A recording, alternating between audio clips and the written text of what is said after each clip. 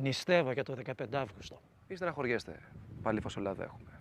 Νηστεύω και από λάδι. Δεν κάνει. Καλά, πώς γίνεται να νηστεύετε από λάδι και να τρώτε ελιές?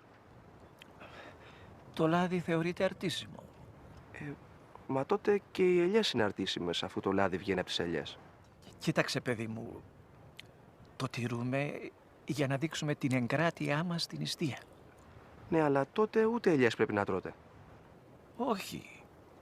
Η ελιά είναι καρπός της γης. Όπως η ντομάτα, τα αγκουράκια. Γι' αυτό και τα τρώμε σκέτα χωρίς λάδι. Μα και το λάδι από τις ελιές βγαίνει που είναι καρπός της γης. Ακριβώς. Το λάδι βγαίνει από την ελιά. Άρα δεν είναι καρπός.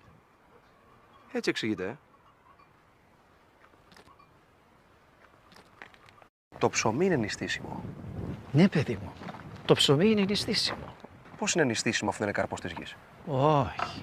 Το ψωμί είναι νηστίσιμο γιατί βγαίνει από το στάρι, που είναι καρπός της γης.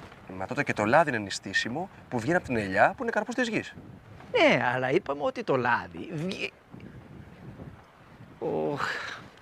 μη με μπερδεύεις, τέκνο μου. Και συγγνώμη κιόλας.